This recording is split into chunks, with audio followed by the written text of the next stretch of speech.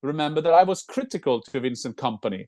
And I will state again that that is my position, but I will also state why I am a bit skeptical to Vincent Kompany.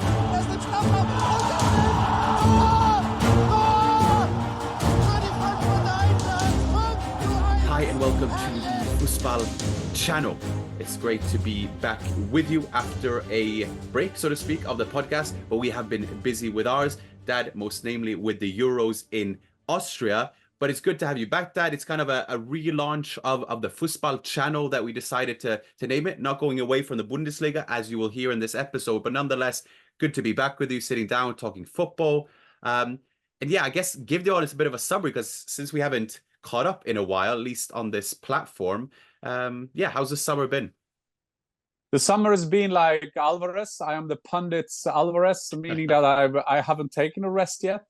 This is probably the first time I've had a rest at home, as you can see, with the familiar shirts behind me. I did 1 month, as other pundits as well, some of them did, at the Euros, working for Servus TV, did 31 games in 22 days. So that was very intense, but of course very interesting. And you kind of, when you do championship or you do champions, not league, but events, big European championship like that, you're in a bubble. Or you do World Cup, you're in a bubble all the time. So your head is filled with the names of the Georgian players. I love Georgia, by the way, at this Euros, one of my favorites. But as you were saying, Markus, I guess you're always on, and people will notice. We just remind people that we were called the German Fußball Podcast before, but now we call ourselves the Fußball Channel, meaning that all our discussions, all our themes, and everything that we discuss, we will have on the channel, but we will have different things. But as you were saying, the main thing will be the German Fußball. That's why we put Fußball in our name as well, Markus. And it's good to catch up. And I think that we pundits do the same thing as footballers do. We try to relax, but still you keep yourself going. I'm home now doing stuff that they're expected like a family man doing around the house. And you will always have the podcast on your ears. You will follow update. I don't like these podcasts. This guy's linked to this one. He is good in the dressing room. It's an exciting. I don't like them. I like hard facts, but we can discuss the big thing. And it was a good idea for us today to catch up a bit, most about Bayern, Markus, because there's always something going on at Bayern. Always something about Bayern as we slowly kind of marinate ourselves towards the 24-25 season. It's been a lot of football this summer. Like you say, it's hard to avoid. And there's plenty of exciting things going on. I think we have an extremely exciting Bundesliga season ahead, obviously with Leverkusen, a Bayern in rebuild, a Dortmund sort of in rebuild under Nuri Sahin now after Terzic left. And yeah, that's what we want to discuss, that. I think more the macro, not so much as the transfer rumors and the links, but also, what is the current state of things? And I guess there with Bayern, we can start too. With Kompany, I've looked to start a radical kind of shift or cleanup of the squad. The conclusion being there's too many stars. We need to kind of get into a new stimuli. But as Hoeneß so aptly reminded, I guess, every Bayern fan and every German Bundesliga fan, is that for Bayern's sake, there are certain financial parameters to adhere to. And he came out that and said that, well, as long as a player is leaving, we can bring someone in. But until then, we have to operate at a certain approach. I guess starting with the overall, how do you see that? How do you see Bayern, the state of things, and then we can get into Kompany and the players they brought in. Yeah, I guess that there need to be a background here, because after Leverkusen winning the German Bundesliga last season, that gives also hope to Dortmund and RB Leipzig that we were seen before the season. Let's not forget our history. They were seen as biggest challenger to Bayern than Leverkusen, ending up winning that dominant and having a great season, taking the double in the German Bundesliga. So that's one thing. And as you were saying, Dortmund are changing around now. They come up with two great signings in Anton from Stuttgart, Xaxi from Stuttgart, to take the the main ones, meaning that there would be more speculations about Füllkrug. Will he go to AC Milan, or will he go to Atletico Madrid to replace Morata, because Morata just went from Atletico Madrid to AC Milan? But that for a future podcast. But it's interesting to see that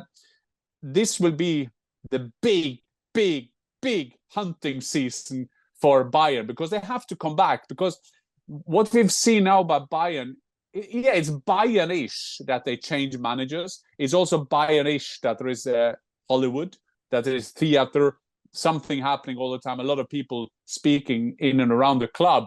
But the big difference is that while they've done that in the past, they've always been winning anyway. But this time they go like hammered by Leverkusen. So what they do, their answer is, first of all, to remind people, is that they had a lot of candidates before they ended up with Vincent Kompany. You always, I think our viewers will also, or listeners will also remember that I was critical to Vincent Kompany. And I will state again that that is my position, but I will also state why I am a bit skeptical to Vincent Kompany. In terms of being Vincent Kompany, being a leader, being a former captain of Manchester City, being the person he is, based on the experience I have by interviewing him, follow him more or less all his career, and not at least see how he has behaved since he came to Bayern, doing all the autographs, all the selfies, saying the right thing. He's a brilliant kind of leader. So I'm not worried about that at all. The thing I'm worried about, Markus, is that he's coming not with a big experience of taking a big club. Remember, he was at Anderlecht. Okay, not more, not less. He went up with Burnley, playing a fantastic style. Last season, he went down, playing the same way, just very naive. That's one thing. I think that part of his job will be easier, because he will have better players to kind of implement his way of playing. But I think that he will struggle big time with the Bayern structure, because in the German media, I sent some messages to friends of mine who are a German journalist, and I was reminding them how this phase, this period is as a Bayern manager, because now everything is good. He's looking good, he's dressing good, his hat is good, the way he treats the fans are good, and blah blah blah blah. But at the end of the day, with Bayern, you have to win football games, and the first one is Wolfsburg away. And it's not only to win the football games, you have to do it with a certain style, as Tuchel and Nagelsmann were told, and we know all about that. But ich lasse mich überraschen. So, meaning that let me see. I hope for Vincent Kompany that he will succeed. I also hope for Bayern they will see. They're a great have. But all this in and around the club, I think that you need to be a more experienced. You have the experience for managing a club like Bayern Munich, because Bayern Munich is so much more than train a club, to be the coach of a club. Having said that, the structure with Ebel and Freund, it's around him. They will help him because they don't align as well. Remember what the Rummenigge said. Our head of sport, Ebel, has said that Vincent Kompany is the right man. Just try to analyze that sentence, and you see the challenge for Vincent Kompany in his first season at Bayern Munich. With that cleanup that Kompany is part of, will it suit him that Bayern also are at that inflection point in which they need to get rid of players? I mean, you have Goretzka, you have Kimmich, who've been linked away, you have Gnabry, you have Coman, you have Ligt, making a lot of money, 80 to 85 million euros together in a year, more than some Bundesliga clubs put together, their entire squad. Does that help or kind of hinder Kompany's progression, you think, in terms of that narrative that I guess can be spun and the project that he's taking over? Yeah, remind people first, Markus, which players they've got in already, so people are up to date with the Bayern players in, because that is something to do with what they will do next. So the players they got in a defender, again from Stuttgart, yes, and then they got a Premier League player, Olise, they got Michael Olise, and then they got Palhinha. So they've gotten, and for pretty hefty sums, you must say as well, which I guess is the backdrop for some of Hoeneß's comments as well as it stands. Yeah, exactly. And these are, my point is, these are three quality players. So far, so good for Bayern. But, and Palhinha, for me, great signing. You remember I spoke to him, I interviewed him after the Fulham Manchester City game, and I was speaking about Bayern. You can read between the lines, or you can read between his eyes to see that he wanted that desperate to come there. Remember, he missed out on a transfer deadline the last in some few minutes. So I think it's great signings. And also Tah, I mean, it's not official yet, at least when we're not talking now, that he will come from Leverkusen to Bayern. But it's quite interesting to see, Markus, that if you see the weaknesses of this squad of Bayern, I think there are different aspects to it. The one is the attitude. There's something that is not 100% at the club. They have to define that. And I think Vincent Kompany, they hope Vincent Kompany can do that. You always get a feeling that Vincent Kompany is, because their first wish, Alonso, didn't work. So that was a profile of a player who have used to play in Germany. He played at Hamburger Sportverein. He was also a leader on the pitch. So far, so good. And it's a good point that you're saying as well, that Kompany has come at a good time in Bayern, because it can't get worse the last season. So I think that is important. But we talked about Uli Hoeneß, and what he's seeing, as everybody else, he will see now that the squad is not well balanced. They will have a Gnabry, they will have a Coman, they will have the same kind of players who are on the day, they are producing, but a lot of injuries, and they got a high wages. Remember, they got great wages at Bayern. So these are Gnabry and Coman. Then you have Goretzka and Kimmich, who haven't seemed to develop the way they would. But I would say that what Uli Hoeneß is saying now, they kind of give them three, and you will ask, is there for Uli Hoeneß to decide that? Don't they have a board? Don't they have an advisory board? He's a godfather. He decides. He will be, at the end of the day, he will do like this or like this, like in Rome in the ancient day. But that doesn't matter, because if you see the wage structure at the club now, they are very well paid, so they need to sell players, and clubs know about that. So let's take De Ligt. De Ligt is very, very linked to Manchester United. It will fit into the Dutch kind of philosophy of the club. You can see that Ten Hag wants him. But of course, Manchester United know that they need money, so they will kind of wait them out. And these are the problems. Who will take Gnabry and Coman with the wages and then also pay a big transfer fee? Because what Uli Hoeneß said in this summer interview, which is normally he is invited to some small club or a club or Verein or a Gemeinschaft, people just sitting together. All the journalists are there. Remember last year when he tried to kind of gamble with a Kane deal, when he suddenly I will not speak to you, and then he spoke for like 30 minutes. So Uli Hoeneß said, we need to bring money in. And that is fair. I think that is a fair comment. That is not the worst comment. Uli Hoeneß is one of the best club managers there have been ever in football. So he knows, of course, what he's talking about. So they need to lift resources now to get more players in. And that is a big pressure on Ebel and Freund.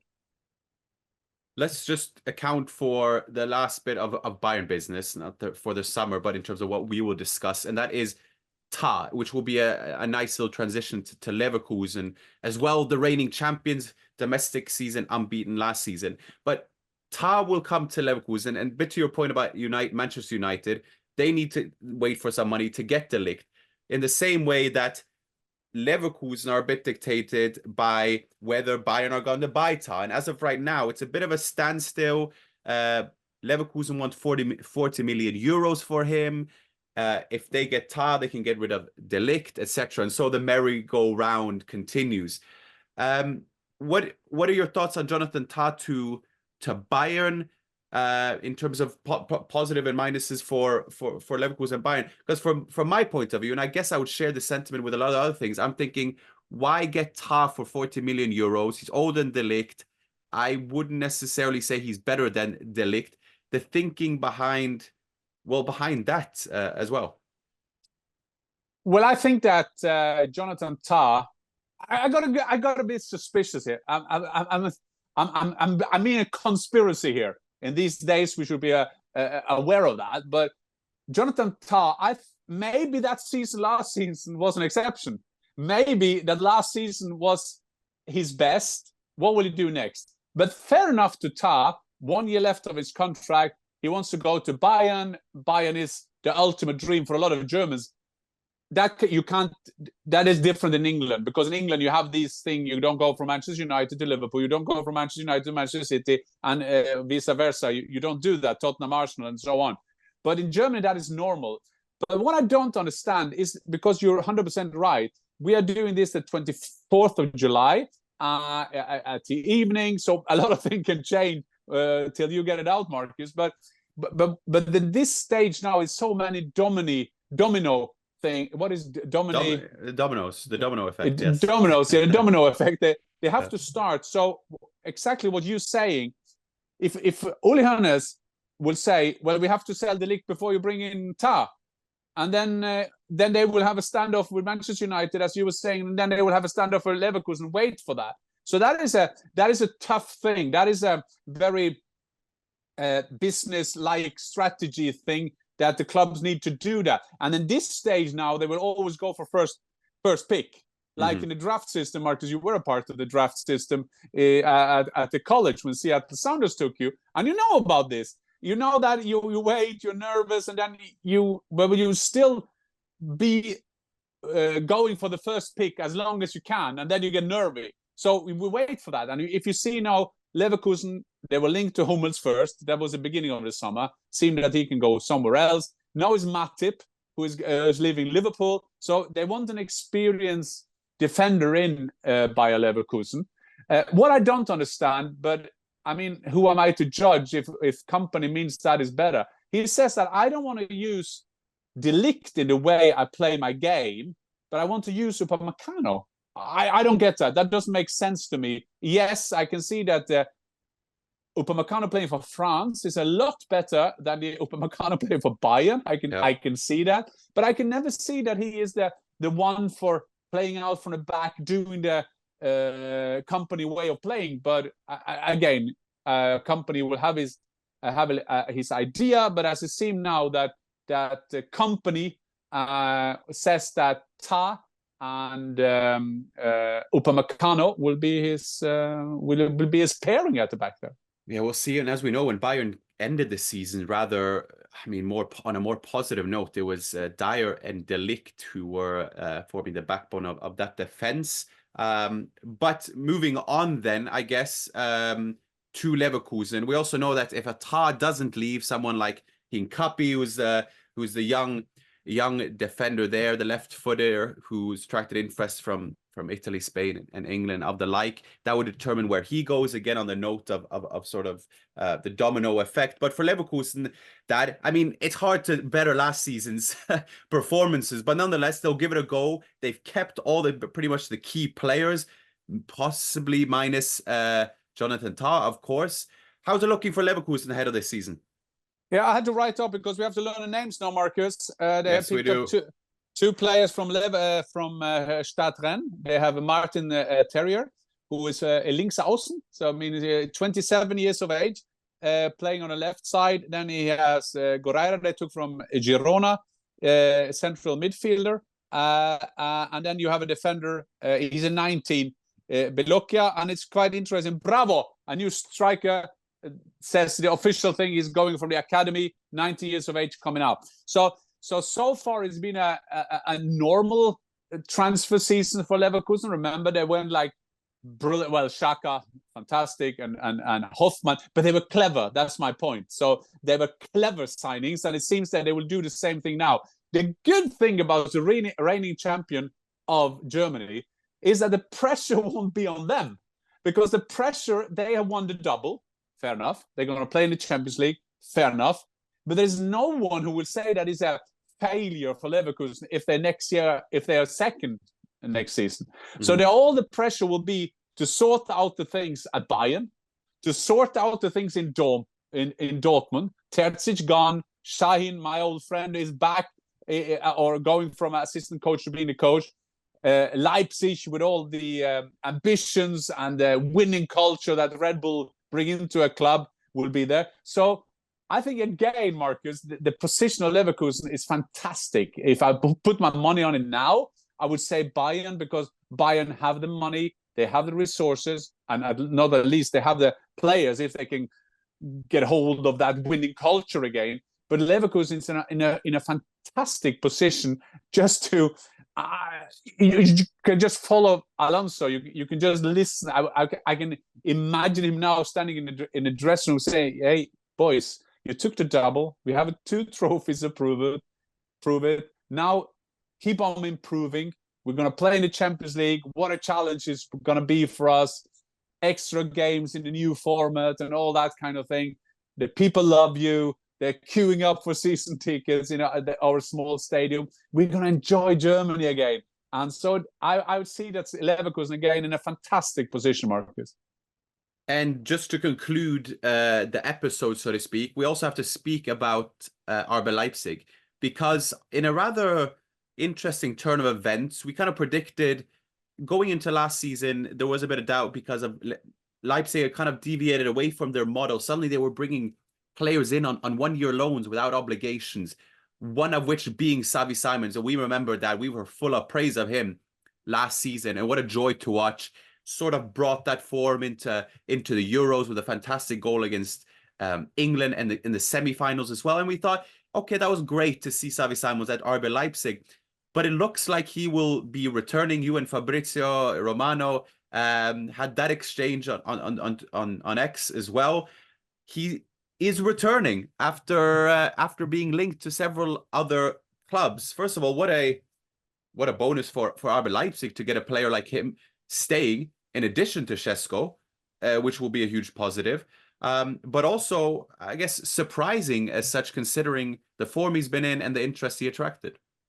First of all, I'm very glad also for the development on Šeško that he's staying at Leipzig. I think that's right, and I think that is also right in a football market where we all are impatient. We want to move on. I mean, if we were 20, 21 and one of the big clubs come in for us, we will be kind of desperate to go there. But he's still standing, keeping his development in a safe environment in Leipzig, which I think is good for him. Xavi Simons is a bit different because he's owned by PSG.